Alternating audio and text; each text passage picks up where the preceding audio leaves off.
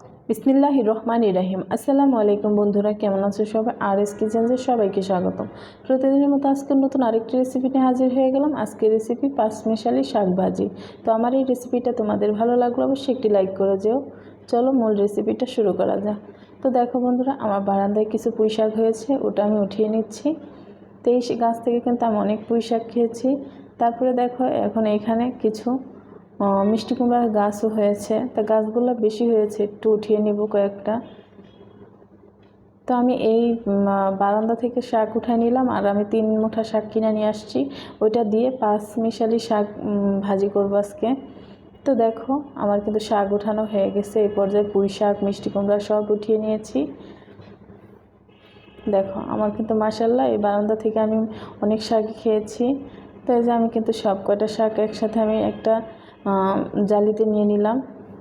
তো এখানে অনেক শাকই আছে, লাল শাক, কলমি শাক, হেসি শাক, মিষ্টি কুমড়া শাক, পুঁই শাক, আলু শাক, আমি সব কিছু মিলিয়ে দেখো বেছে নিয়েছি বন্ধুরা। তো আমার শাকটা বাছা হয়ে গেছে। এই পর্যায়ে আমি ধুয়ে নিয়েছি, ধুয়ে পানি ঝরিয়ে নিব। তো দেখো আমি কিন্তু শাকটা ধুয়ে পানি ঝরিয়ে নিয়েছি।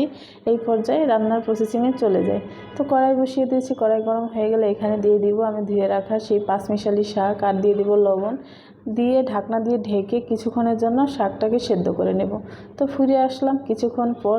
এবার একটি কাঠির সাহায্যে আমি শাকটাকে লাড়া দিয়ে নিচ্ছি বন্ধুরা। তো দেখো, আর আমি সবসময় শাক ভাজি করলে কিন্তু এই কাঠিটা দিয়েই লাড়া দিই। তো আমি এইভাবে একটু শাকটাকে ঝরঝরা করে একটু ভেজে নেব।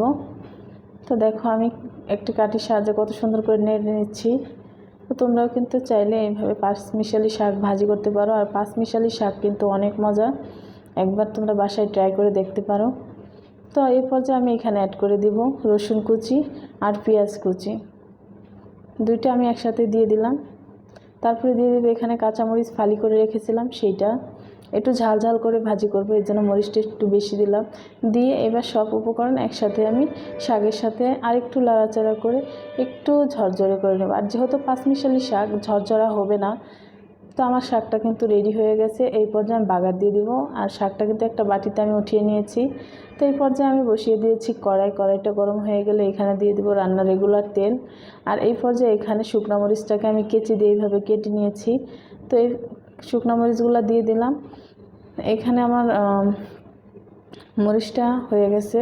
তারপরে এখানে দিয়ে দিব রসুন কুচি, পেঁয়াজ কুচি দিয়ে একটু ভালোভাবে নেড়েচেড়ে ব্রাউন করে নেব। এই পর্যায়ে দেখো বন্ধুরা আমার কিন্তু হয়ে গেছে পেঁয়াজ ব্রাউন। তো এই পর্যায়ে শাকটাকে দিয়ে আমি একটু লাড়াচাড়া করে শাকটা ভেজে নেব। আর পাঁচমিশালি শাক এখানে কিন্তু ঝরঝরা হবে না, যেহেতু পুঁই শাক দিছি এই জন্য। তো আমার কিন্তু শাকটা রেডি। দেখো বন্ধুরা কতটা কালার সুন্দর হয়েছে, আর খেতেও কিন্তু বেশ মজা হয়েছে। তো একটা বাটিতে বেড়ে আমি তোমাদেরকে দেখিয়ে দিচ্ছি। দেখো আমার শাকের কালারটা কতটা সুন্দর হয়েছে। আমার এই রেসিপিটি যদি তোমাদের ভালো লেগে থাকে অবশ্যই আমার চ্যানেলটিতে লাইক, কমেন্ট, শেয়ার, সাবস্ক্রাইব করো বন্ধুরা। সবাই ভালো থাকবে, সুস্থ থাকবে। আল্লাহ হাফেজ।